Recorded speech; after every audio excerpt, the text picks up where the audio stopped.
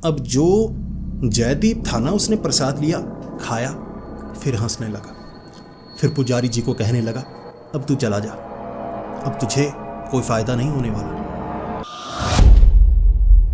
आज जो मैं आपको जानकारी देने वाला हूँ, वो जानकारी देने से पहले मैं अपने भगवान से ये कामना करता हूँ कि वो आपको भी स्वस्थ रखे और ऐसी शक्ति से आपको भी दूर रखे। क्योंकि जिस शक्ति की आज मैं जानकारी देने वाला हूँ वो बहुत ज़्यादा खतरनाक है और माना जाता है कि उसका नाम लेना भी बहुत अपशगुनी होता है।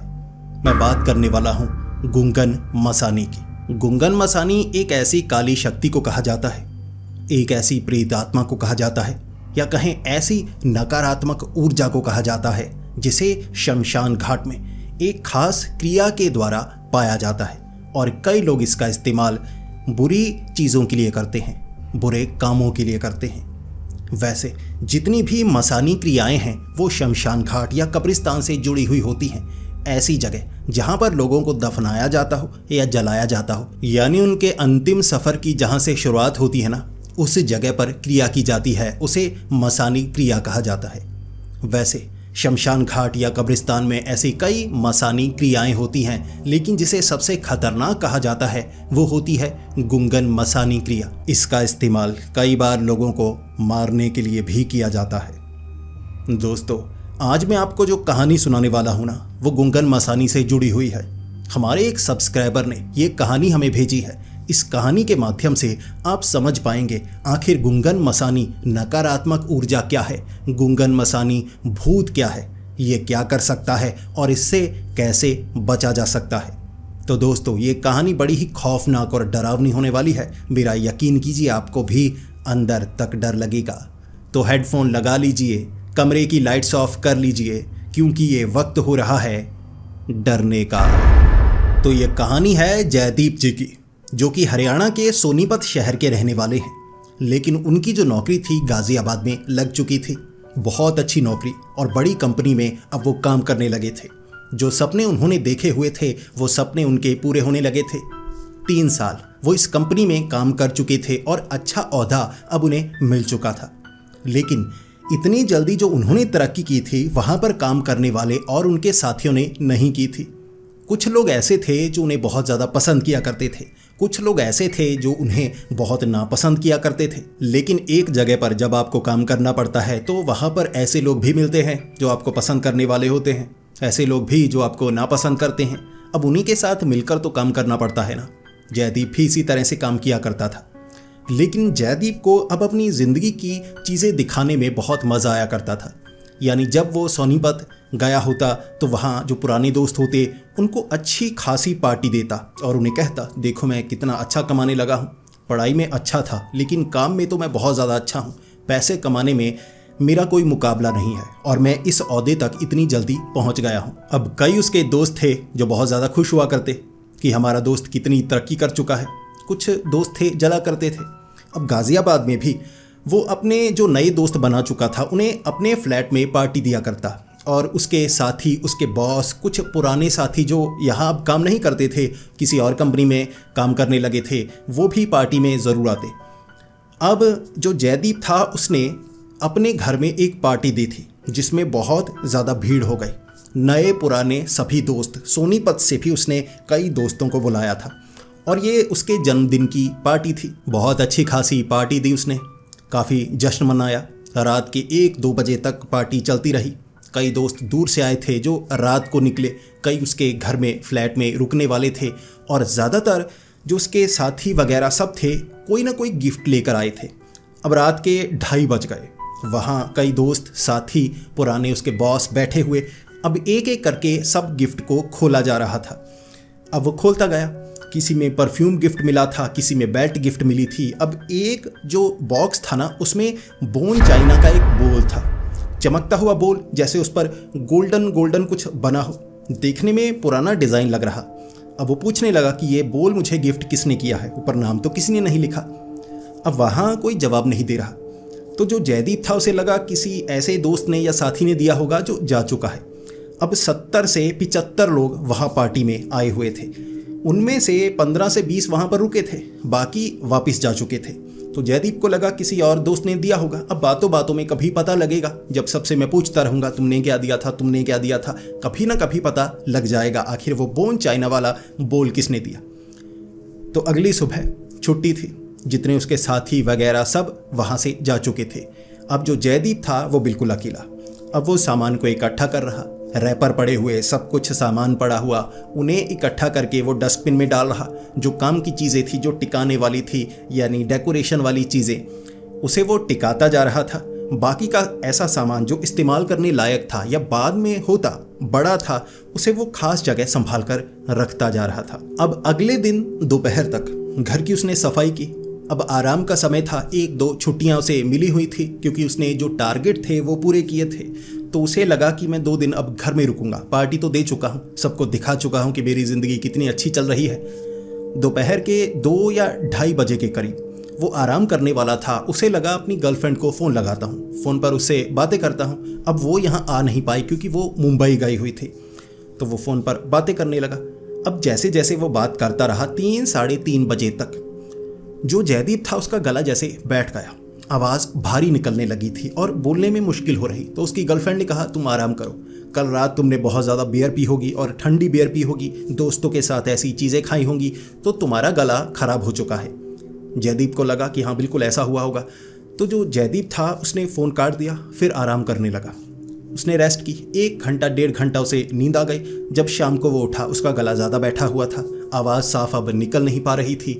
अब उसे थोड़े थोड़े चक्कर भी आ रहे थे। अब उसे महसूस हो रहा कि कल यार बियर पी थी, ऐसा फ्राइड खाना खाया था और हैंगओवर अब हो रहा है, ये क्या परेशानी हो गई। तो शाम को वो अपने फ्लैट से नीचे उतरा करता। कॉलोनी बनी हुई थी, आसपास कई बिल्डिंग्स थी, तो वहाँ शाम को वो घूमने के लिए जाता। बड़ी बड़ी पार्क्स बनी हुई थी, तो उन पार्क्स में कई उसके पहचानने वाले होते जिनके साथ कुछ बातें करने का मौका मिलता। शाम को जब वो सैर कर रहा, अब थोड़ा थोड़ा उसका मन विचलित हो रहा। ऐसा लग रहा था जैसे उसने कुछ गलत खा लिया हो और उल्टी आने का उसका मन करता जा रहा। थोड़ा सा आगे निकला, कुछ लोग मिले, उससे वो बातें कर रहा, लेकिन बार बार कहे जा रहा मेरी छाती में भारी भारीपन महसूस हो रहा है। कुछ समय उसने बातें की, फिर उसे लगा कि मुझे वापस जाना चाहिए, सेहत आज ठीक नहीं लगती, कल शायद कुछ ना कुछ खराब खा लिया होगा। जयदीप आ गया घर वापस। अब घर वापस आने के बाद शाम तक उसकी सेहत ठीक नहीं थी। उसने कुछ दवाई खाई कि उल्टियाँ ठीक हो जाएं। अब गला बैठा हुआ है तो उसने कुछ सिरप पिए कि जिससे गला ठीक हो जाए, कल तक ठीक हो जाएगा। कल मैं सोनीपत के लिए निकलूंगा, अब वहाँ जाकर कुछ मौज मस्ती करूँगा। अब वो रात उसकी बड़ी मुश्किल से निकली थी। खांसी बार बार उसे आती रही, गला थोड़ा बैठा हुआ था, सर में दर्द होता रहा। गर्लफ्रेंड से बात करने की कोशिश की, 15 मिनट में उसकी जब आवाज़ नहीं निकल रही तो गर्लफ्रेंड ने कहा कि तुम आराम करो, दवाई खाओ और आराम करो। उसके बाद अगले दिन जब वो सोनीपत के लिए निकलने वाला था, फ्लैट से नीचे उतर रहा, लिफ्ट के ज़रिए नीचे आने वाला था, तो लिफ्ट में जैसे ही उसने पैर रखा उसे जैसे चक्कर आ गए और उसका सर सीधा जाकर लिफ्ट के सामने जो कांच लगा था ना उसमें टकराया। कांच तो नहीं टूटा, लेकिन साथ में एक आदमी खड़ा था। उसे लगा कि क्या हुआ आपको, कि तुम्हारी सेहत थोड़ी ठीक नहीं लगती, तुम ऐसा करो आराम करो, कहाँ जा रहे हो। तो जो जयदीप था उसने कहा कि मुझे सोनीपत के लिए निकलना है, जल्दी जाना है, वहाँ कुछ ज़रूरी काम भी है। थोड़े चक्कर आते रहे लेकिन फिर भी उसने ड्राइविंग की, किसी तरह घर पहुँचा। घर पहुँचते जब उसकी आवाज़ बैठी हुई तो जयदीप की माँ ने पूछा कि क्या हुआ, तुम्हारी आवाज़ ज़्यादा बैठी हुई लगती है। जयदीप कह रहा कुछ फ्राइड खाना खाया था, बर्थडे मनाया था वहाँ पर, तो फ्राइड खाना खाया तो गला ख़राब लगता है, अब थोड़ी सेहत भी ठीक नहीं लगती, मुझे लगता है यहाँ डॉक्टर से जाकर ना दवाई लेकर आऊँ। जो दवाई मेरे पास थी उससे काम बन नहीं रहा। अब जयदीप डॉक्टर के पास तो जाता, लेकिन उससे पहले उसके घर में दोस्त आ गए जो कह रहे थे आजा यार घूम कर आते हैं, यहाँ कुछ कार्निवल लगा हुआ है, वहाँ जाकर आएंगे, किसी से मिलकर आएंगे, अब कॉलेज में घूम कर आना है हमारा। ऐसे कुछ दिन रखा करते थे घूमने फिरने के। तो जैसे ही जयदीप अब वहाँ पर था, दोस्त कह रहे चलो घूम कर आते हैं, दोस्त उसे ले गए। लेकिन दोपहर तक जो जयदीप था उसे बार बार चक्कर आते रहे। बाइक में वो पीछे बैठा हुआ एक बार गिरने वाला था, उसने आगे जो दोस्त बाइक चला रहा था उसे पकड़ लिया, वरना वो गिरने वाला था। चक्कर बहुत ज़्यादा आए उसे। फिर जयदीप को 4 बजे के करीब उसके दोस्त घर छोड़ गए। वो कह गए कि आंटी जी इसकी सेहत ठीक नहीं लगती, इसे डॉक्टर के पास ले जाइए। हम ले जाने वाले थे लेकिन ये मना करता जा रहा है, एक तो आज झगड़ा बहुत ज़्यादा कर रहा है। तो जयदीप की माँ ने कहा ठीक है, ये थोड़ा झगड़ालू है, ऐसा ही थोड़ा बन गया है, जब से गाज़ियाबाद गया है ना, कैसे लोगों से पता नहीं दोस्ती की है, वहाँ कैसे दोस्त बने हैं, थोड़ा अकड़ू हो गया है। अब वो दोस्त चले गए। जयदीप था अपने कमरे में। माँ पूछ रही कि दोपहर का तुमने खाना खाया या नहीं खाया। जयदीप कोई जवाब नहीं दे रहा, मुंह बिल्कुल बंद किया। पहले तो भारी आवाज़ आ रही थी, अब उसने बोलना भी बंद कर दिया, बल्कि इशारों में ऐसे कह रहा कि जाओ, मुझे नहीं खाना। अब उसकी माँ पूछे जा रही कि फिर भी बता दो ना, कुछ और खाने का मन हो तो मैं बना देती हूँ। कोई फ्रूट खाना हो, कोई सब्जी कच्ची खानी हो, ऐसा कुछ खाने का मन है तो बता दो, पेट सही नहीं तो। और जो जयदीप था वो बार बार मना करता जा रहा। इसके बाद 6 बजे के करीब जो जयदीप के पिता थे वो काम से वापस आए। अब जयदीप के जो पिता थे वो जयदीप से मिलना काफ़ी पसंद करते थे कि कभी कभी हफ्ते में आता है तो उससे मिलकर कुछ बातें करते हैं। शाम को वो बैठा करते थे, चाय की चुस्कियाँ लिया करते और आपस में बातें किया करते। अब जयदीप के पिता जयदीप के पास आकर बैठे और जयदीप से बात करना चाह रहे कि बताओ तो कैसा चल रहा है, और बर्थडे पार्टी वहाँ पर दी, कैसे दोस्त आए, कुछ लड़कियां भी आई होंगी, अब कोई गर्लफ्रेंड है तो बता दो। उसके पिता थोड़े मजाकिया थे तो ऐसे मजाक किया करते थे, और जयदीप ने अपनी गर्लफ्रेंड की बात अपने पिता को बिल्कुल नहीं बताई थी। वैसे ही उसके पिता छेड़े जा रहे। अब जयदीप था इशारों में जवाब दिए जा रहा, बोल कुछ नहीं रहा। उसके बाद जयदीप के पिता कहने लगे, बोलो तो कुछ, तुम्हारी माँ कह रही है गला थोड़ा बैठा हुआ है, फिर भी बात तो कर ही सकते हो ना, कितना गला बैठा है बताओ तो सही। अब जो जयदीप था वो बोल ही नहीं रहा। इसके बाद उसके पिता को थोड़ा गुस्सा आया। वो कह रहे, तुम मुझसे बात नहीं करना चाहता? जयदीप ने गुस्से में उठकर कहा कि मैं बाथरूम जा रहा हूँ। इशारों में बात करने लगा, जवाब कोई नहीं दे रहा था। वो बाथरूम में चला गया 15 से 20 मिनट। जो जयदीप के पिता थे ना वो बेड पर बैठे रहे। फिर उन्हें लगा कि गुस्से में है, अब मुझसे शायद बात नहीं करेगा, पता नहीं किस बात का गुस्सा लग गया ऐसे, चलो मैं बाहर चलता हूँ। अब उसकी माँ को कहता हूँ कि इसके लिए कोई गर्म दूध बना दे हल्दी वाला, जिससे इसका गला थोड़ा ठीक हो जाएगा, आराम मिलेगा, फिर बातें करेंगे, रात को टीवी देखेंगे, फिर बातें करेंगे। अब वक्त हो गया था रात के 8 बजे। जो जयदीप के पिता थे अपने बेडरूम में जा चुके। अब उसकी माँ भी उस बेडरूम में बैठी जयदीप के पिता से कुछ बातें किया करती, जैसे शाम को आते पूरे दिन की कहानियाँ सुनाती, ऐसे हुआ वैसे हुआ, मैं वहाँ कुछ लोगों के पास गई थी, सब्जी लेने के लिए गई, वहाँ ऐसे झगड़ा हुआ, ये सब बातें जयदीप की माँ बताया करती। उसके बाद जब वो वहाँ पर बैठे हुए तो जयदीप के पिता ने कहा, चलो कुछ खाना बना दो, अब भूख लगी है। जैसे ही जयदीप की माँ किचन में गई, फ्रिज खोली, अब फ्रिज में जो सामान रखा था सारा का सारा गायब। दूध, जो बटर चिकन बना हुआ था, ऐसे कुछ सब्जियां, कुछ फ्रूट्स, सेब वगैरह वो नीचे रखे हुए, सारा सामान गायब था। अब जो जयदीप की माँ सोच रही कि सारा सामान कहाँ गया, अब किसने निकाला। अब फिर जयदीप की माँ जयदीप के पिता के पास गई, पूछने लगी ऐसे सामान नहीं है। जयदीप के पिता कहने लगे कि तुम घर में रहती हो, मैं थोड़े ना रहता हूँ, अब मैं उन सबको लेकर क्या करूँगा, तुम गर्म करके देती, मैं ऐसे ही उठाकर ठंडा थोड़ा ना ले आता। तो जयदीप की माँ को लगा कि जयदीप को जाकर पूछती हूँ। तो जैसे ही जयदीप की माँ जयदीप के कमरे में गई, अब जयदीप हमेशा अपना दरवाज़ा ना खुला रखता था, अगर कपड़े बदलने होते तो बाथरूम में जाकर बदलता, लेकिन दरवाज़ा जो उसके बेडरूम का था ना वो पूरी तरह हमेशा खुला रहता। इस बार जयदीप के बेडरूम का दरवाज़ा बंद। जयदीप की माँ ने खोलने की कोशिश की तो दरवाज़ा खुल नहीं रहा। फिर जयदीप की माँ ने जैसे बार बार हैंडल घुमाया, ऐसा लग रहा था अंदर से दरवाज़ा बंद है। थोड़ा खटखटाया, जयदीप ने कोई जवाब नहीं दिया। तो जयदीप की माँ को लगा कि जाकर मैं पूछती हूँ जयदीप के पिता से कि आखिर इनकी बात क्या हुई। वैसे तो कह रहे थे वो थोड़ा गुस्से में था, बात क्या हुई वो तो पता करूँ, कोई ज़्यादा ऐसी झगड़े वाली बात तो नहीं हो गई कि गुस्सा करके दरवाज़ा बंद करके अंदर बैठा हुआ है। इसके बाद जयदीप की जो माँ थी जयदीप के पिता के पास आई और कहने लगी कि फ्रिज में जो सामान था वो गायब है, और जो जयदीप है वो दरवाज़ा बंद करके अंदर बैठा हुआ है। जवाब भी कोई नहीं दे रहा। तो जयदीप के पिता ने कहा, अच्छा ऐसा कोई झगड़ा तो हुआ नहीं, वो कुछ बोल नहीं रहा था तो मैंने कहा क्या हुआ, कुछ खाने के लिए दूं ऐसा वगैरह कुछ कहा, ज़्यादा झगड़े वाली बात तो हुई नहीं। वैसे गुस्से में बाथरूम में ज़रूर गया था, पता नहीं किसी बात से अपसेट होगा। दोनों ने आपस में बात की, फिर दोनों आए जयदीप के कमरे के बाहर। दरवाज़ा काफ़ी खटखटाते रहे, जयदीप था जवाब नहीं दे रहा। अब 15 मिनट तक वो वहीं पर खड़े रहे कि रात का वक्त हो गया है, खाने का वक्त हो गया है, फ्रिज से सामान निकाला है तो किसने निकाला है, जयदीप ने निकाला होगा ना।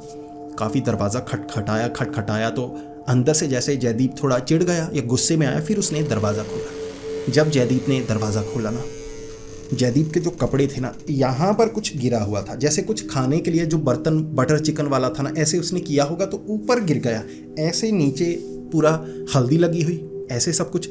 अब जो खाने वाला बाकी सामान था, सब्जियां, फल, वो बेड पर बिखेर रखी थी, कुछ खाई हुई थी, कुछ काटी हुई थी, लेकिन ऐसे बिखेर रखी थी जैसे किसी छोटे बच्चे ने ना अपना पूरा खेलने वाला सामान बिखेरा होता है। ये देखते ही जो जयदीप के पिता थे और जयदीप की माँ थोड़े शॉक्ड हो गए कि ये क्या चल रहा है, किसी चीज़ से परेशान है या नहीं। उन्होंने जयदीप से पूछा। जयदीप दरवाज़ा खोलकर ना सीधा पीछे जाकर बैठ गया और उसके बाद ना इधर उधर देखने लगा, जैसे चीज़ों को पहचान रहा हो कि किस चीज़ को उठाऊं। जयदीप की माँ ने पूछा कि क्या हुआ, तो जयदीप ने ऐसे सर हिलाकर जवाब दिया, लेकिन मुंह खोलकर वो जवाब नहीं दे रहा। जयदीप के पिता थोड़ा गुस्सा हुए, थोड़े डांट कर कहने लगे, अब जयदीप बता, तू कैसी हरकतें कर रहा है, तू जवाब क्यों नहीं दे रहा।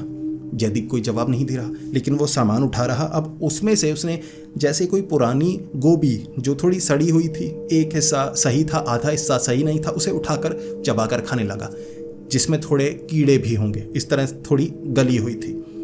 जयदीप की माँ कहने लगी, ये क्या कर रहे हो, पागल हो गए हो, ये तो गली हुई है, इसे क्यों खा रहे हो। वो कच्ची सब्जियां ऐसे पागलों की तरह खा रहा था ना, एक इधर से उठाई एक इधर से उठाई। और जयदीप की माँ और जयदीप के पिता को जैसे झटका सा लगा। उन्हें लगा कि ये तो कुछ गड़बड़ लगती है, ये ऐसी हरकतें तो करता नहीं, आज इसे हो क्या गया है। उसके बाद जयदीप के पिता ने ज्यादा गुस्सा दिखाया, क्या कर रहा है, पागल हो गया है, चल इधर आ, कपड़े साफ कर, अपनी टी शर्ट बदल, ऊपर ही तूने ये क्या बटर चिकन गिरा दिया है। जैसे ही जयदीप के पिता जयदीप के पास गए, बाजू पकड़ी, तो जयदीप ने ना ऐसे बाजू छुड़ा ली। उनके पिता ने ऐसे बाजू पकड़ी थी कि उठ ना, टी शर्ट चेंज कर, ऐसे उसने ऐसे खींची बिल्कुल झटके से, और जयदीप के पिता की बाजू नीचे। फिर वो थोड़ा और गुस्से में आए, क्या कर रहा है, उठ ना, जैसे कंधे से पकड़ा तो जयदीप ने धक्का दे दिया। अब धक्का देने के बाद आंखें दिखाने लगा, गुस्से में आंखें दिखाने लगा और बोल कुछ नहीं रहा। इसके बाद जयदीप के पिता को लगा कि ये क्या कर रहा है। फिर थोड़ा डांटा जयदीप की माँ ने, जयदीप के पिता ने, और जयदीप जिसका गला बैठा हुआ था वो खड़ा होकर भारी सी आवाज़ में बोला, जैसे गले से आवाज़ उसके पूरी तरह से निकल नहीं रही थी, फिर भी उसने कहा, चले जाओ, यहाँ रुकोगे तो मैं कुछ बुरा कर सकता हूँ, बाहर निकल जाओ। ये शब्द जैसे ही जो जयदीप के पिता ने सुने ना, उन्हें झटका सा लगा कि मेरे बेटे ने ऐसे ऐसे गुस्से में मुझे बोला, ऐसा वो कभी नहीं करता था, आज ऐसे गुस्से में बोला। इसके बाद दोनों को कुछ समझ में नहीं आया, दोनों कमरे से बाहर आ गए, दरवाज़ा कर दिया बंद कि क्या चल रहा है, कोई बात से परेशान लगता है या कुछ हुआ है इसके साथ, तो दोनों को तो पता नहीं था। जयदीप की माँ जयदीप के पिता से पूछ रही, जयदीप के पिता जयदीप की माँ से पूछ रहे, तो दोनों को कुछ अभी समझ नहीं आया। उन्हें लगा कि कल सुबह बात करते हैं। अब वो रात इस तरह से गुजरी, जब सुबह वो जयदीप के कमरे के अंदर गए, दरवाज़ा जयदीप ने अब खोल रखा था, जैसे हमेशा खुला रहता था। तो जयदीप के पिता जैसे ही जयदीप के कमरे में गए, लाइट्स बंद थी, दरवाज़ा खुला हुआ, सामान बिखरा हुआ। अब जो जयदीप था उसने बस अंडरवेयर पहना हुआ था, जो ऊपर वाले सारे कपड़े वो उतारे हुए थे, और सर पर जैसे चोट के निशान थे, थोड़ा खून, एक जगह जैसे खून का निशान।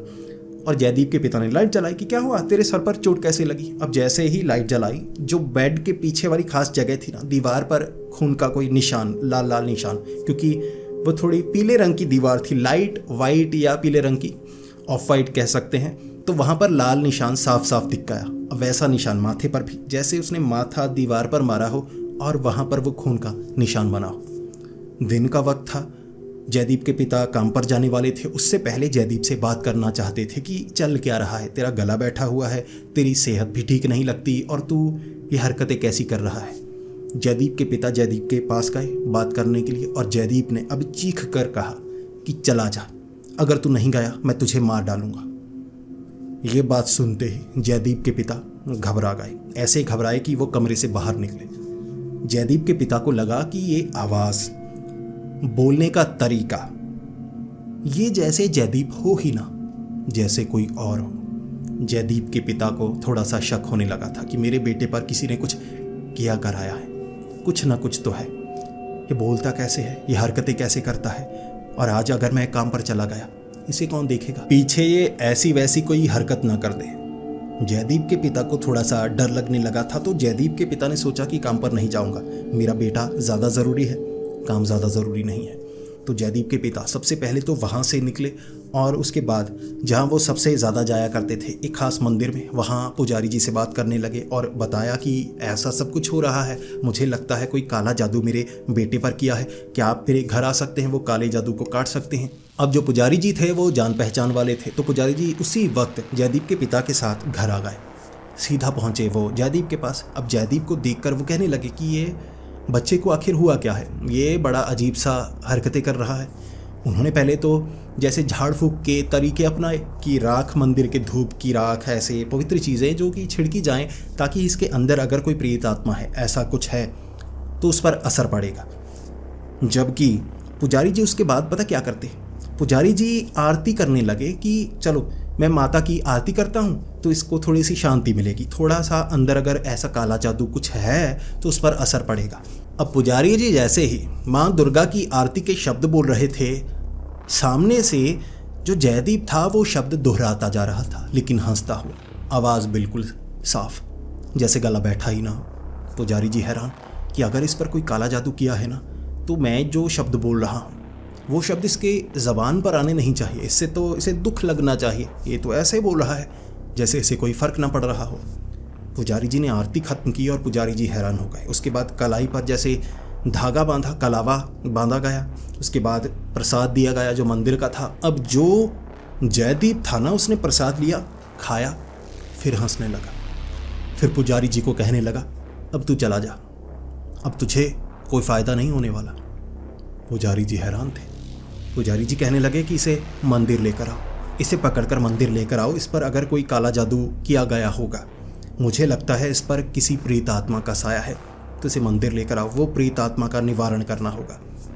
मंदिर के अंदर तो कोई प्रेत आत्मा टिक नहीं सकती। जो जयदीप था उसे लाया गया मंदिर, थोड़ा खींचा गया उसके पिता द्वारा, लेकिन जयदीप खुद ही चलता हुआ, हंसता हुआ, नंगे पाँव, उसने चप्पल वगैरह कुछ नहीं पहनी, पागलों जैसे बाल बना लिए, पुराने से कपड़े जो हाथ में आए वो पहने और मंदिर लेकर आए। मंदिर के अंदर पहुंचा जयदीप, उसे जैसे कोई फ़र्क ना हो, ऐसा लग रहा जैसे वो पागल हो गया हो, कोई प्रेत आत्मा का साया ना हो। मंदिर के सामने बैठकर पुजारी जी हनुमान चालीसा पढ़ रहे। अब जो भी पुजारी जी कर रहे, जो जयदीप था उस पर कोई असर नहीं हो रहा, ना तो वो तड़प रहा, ना कुछ कर रहा। पुजारी जी ने जो पवित्र राख थी, वहाँ हवन यज्ञ किए गए, वो राख मारी, कोई फ़र्क नहीं। फिर पुजारी जी पूछने लगे जयदीप से, कौन है तो इसके शरीर में जो भी है बता मुझे। सामने से जयदीप ने जवाब दिया, बताने से कोई फ़ायदा नहीं, ये मरने वाला है बहुत जल्दी। ये कहकर जयदीप मंदिर से बाहर निकल आया, चलकर आराम से गया।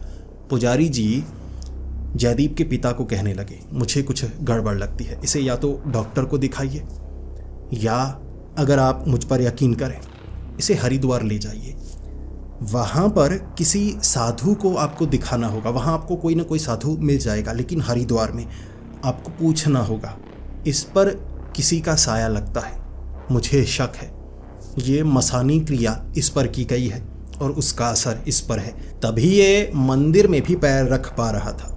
ये एक नकारात्मक ऊर्जा तो है, लेकिन सकारात्मक ऊर्जा से जुड़ी हुई। मंदिर में किसी भी तरह के हवन यज्ञ पूजा पाठ से इसके अंदर जो शक्ति है वो निकाली नहीं जा सकती। तो जो जयदीप के पिता थे सबसे पहले डॉक्टर के पास लेकर गए। डॉक्टर ने थोड़ा चेक किया, फिर कहा इसको मानसिक परेशानी हो सकती है, थोड़ी दवाई दी, नींद की दवाई दी कि इसे नींद आ जाए, इंजेक्शन लगाया गया। अब जयदीप को नींद नहीं आ रही, जयदीप तो घर में छलांगे लगा रहा। अब पंखे से लटक जाता, पंखे के पर ऐसे हाथ पर मारता, कट निकलते, हंसने लगता कि मैं मरने वाला हूँ, मैं मरने वाला हूँ। जयदीप के पिता को लगने लगा कि ये जो चीज़ है अब इसका निवारण तो करना होगा। पुजारी जी तो खुद कह चुके हैं, मंदिर में हवन यज्ञ करने के बाद भी कोई उपाय निकल नहीं पाया, तो हरिद्वार।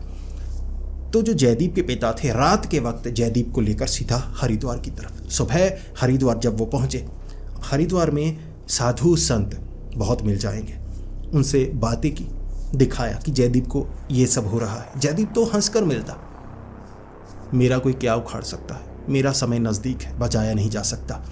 जयदीप कहता जा रहा। कई साधु संतों ने कहा कि आपको किसी अघोरी को, किसी शमशान में किसी अघोरी से मिलना होगा। अब हरिद्वार में कई जगह जो चिताएं होती हैं ना, वो गंगा नदी के करीब जलाई जाती हैं, तो वहाँ पर शमशान की स्थिति ही पैदा हो जाती है। कहते हैं जहाँ से अंतिम सफ़र तय होता है, शरीर जहाँ जलाया जाता है, ख़त्म होता है, वहाँ से इंसान के अंदर की आत्मा का आगे वाला सफ़र शुरू होता है, जिसे अंतिम सफ़र कहा जाता है। वहाँ पर ये सब होता है। तो जो जयदीप के पिता जयदीप को लेकर वहाँ पहुँचे, वहाँ पर एक अघोरी बाबा मिले जो कि वहाँ साधना किया करते थे। अघोरी बाबा ने देखते ही कह दिया, मसानी क्रिया से इसको जकड़ा गया है, लेकिन कैसी मसानी क्रिया वो देखना होगा। वहाँ आग जलाई, कुछ मंत्र बोले, पूजा पाठ की, और जो अघोरी बाबा थे उन्होंने जो शब्द जयदीप के पिता को कहे। जयदीप के पिता घबरा गए। अब अघोरी बाबा कहने लगे कि इस पर मसानी क्रिया तो की गई है, लेकिन साधारण मसानी क्रिया नहीं, गुंगन मसानी क्रिया। ये बड़ी खतरनाक होती है और बिना जान लिए ये जाती नहीं। ये एक तरह का आप कह सकते हैं कि भूत ही है जो इसके शरीर पर कब्जा कर चुका है, लेकिन बिना इसकी जान लिए वो जाने वाला नहीं। बिना जान लिए उसे निकाला ही नहीं जा सकता। जयदीप के पिता रोने लगे। जयदीप तो हंसने लगा था कि यही तो है, अंत है। तो जयदीप के पिता कहने लगे, कुछ तो कीजिए, क्या मुझे मेरे बेटे को खोना होगा? अब क्या इसे बचाया नहीं जा सकता? जयदीप के शरीर पर चोट के निशान थे। जयदीप खुद को पत्थर से मारता, सर पर मारता अघोरी बाबा के सामने। अघोरी बाबा कुछ कर नहीं पा रहे। अघोरी बाबा ने कहा, एक तरीका है, इस बच्चे का पिंडदान करना होगा। जयदीप के पिता रोने लगे कि अब जिंदा बच्चे का पिंडदान, यानी ये मरने वाला है, अब इसका पिंडदान करना होगा। तो अघोरी बाबा ने कहा, इसका पिंडदान करना होगा, इसका अंतिम संस्कार करना होगा और उसके साथ वो प्रेत, वो भूत इसके शरीर से जाएगा। क्योंकि पिंडदान होने के बाद जैसे कि शरीर मर जाता है, तो वो भूत को इसके मरने के आभास के बाद ही निकाला जा सकता है। वहां पर जो जयदीप था उसका पिंडदान किया गया, अंतिम संस्कार किया गया, बाल काटे गए, जिसे गंगा नदी में बहाया गया, बिल्कुल अंतिम संस्कार की तरह। और तब जो जयदीप था उसे धीरे धीरे जैसे सही लगने लगा। 1.5 महीना लगा था। अब अंतिम संस्कार करने के बाद जो जयदीप था पहले तो बिल्कुल चुप रहने लगा, बिल्कुल चुप, किसी से बात नहीं किया करता। धीरे धीरे कुछ बोलने लगा कि माँ खाने को दे दो। ऐसे 1.5 महीना लगा, फिर वो पूरी तरह से ठीक हो गया। अब वो भूत उसके शरीर से पिंडदान के जरिए निकाला गया। जैसे जब हम मरते हैं, शरीर का अंतिम संस्कार होता है, पिंडदान किया जाता है, उस तरह जिंदा इंसान के साथ उसका अंतिम संस्कार किया गया। तो गुंगन मसानी को वहाँ से बाहर निकाला गया, वरना जयदीप को बचाया नहीं जा सकता था। अब ये कहानी जयदीप के खास दोस्त ने मुझे इंस्टाग्राम पर लिख भेजी कि जयदीप के साथ जो हुआ, उसके बाकी दोस्त भी बहुत ज़्यादा डरने लगे थे। पहले वो इन चीज़ों पर यकीन नहीं करते थे, लेकिन जयदीप ने खुद अपने उस दोस्त को ये पूरी की पूरी कहानी बताई कि वो 1.5 महीने 2 महीने उसके साथ कैसे गुजरे थे, जब वो किसी से मिला नहीं करता था, उनके घर कोई आता जाता नहीं था और धीरे धीरे सब कुछ सामान्य हुआ था। तो दोस्तों, मैं भगवान से आशा करूंगा कि ये कहानी सुनने के बाद, ये गुंगन मसानी की कहानी, एक ऐसी मसानी क्रिया जो कहते हैं जान लेकर ही जाती है, भगवान आप सबकी उससे रक्षा करे। और दोस्तों, आपको ये कहानी कैसी लगी प्लीज़ कमेंट्स में ज़रूर बताएं। मैं कमेंट्स पढ़ के ये जानने की कोशिश करूंगा कि इस कहानी में क्या कमी थी और आगे मैं कैसी कहानियाँ आप तक ला सकता हूँ। हमारे सब्सक्राइबर्स मुझे बहुत सारी कहानियाँ भेजते हैं, मुझे उनमें से चुनाव करना पड़ता है कि मैं कैसी कहानी को आपके सामने लाऊं, उसे थोड़ा सा रोचक बनाकर। और अगर आपके पास ऐसी कोई कहानी है तो नीचे मैंने इंस्टाग्राम आईडी दी हुई है, वहाँ जाकर आप अपनी कहानी अच्छे से मुझे भेज सकते हैं, अपनी आवाज़ में या लिखकर, और मैं उस कहानी को बाकी सबके सामने लाने की पूरी कोशिश करूँगा। तो दोस्तों, अगर आपको ये वीडियो पसंद आई हो तो इसे लाइक और शेयर करें। ऐसी ही वीडियोस देखने के लिए हमारे इस चैनल को सब्सक्राइब करें। तो मिलते हैं अगली वीडियो में, तब तक के लिए सावधान रहें और डरते रहें।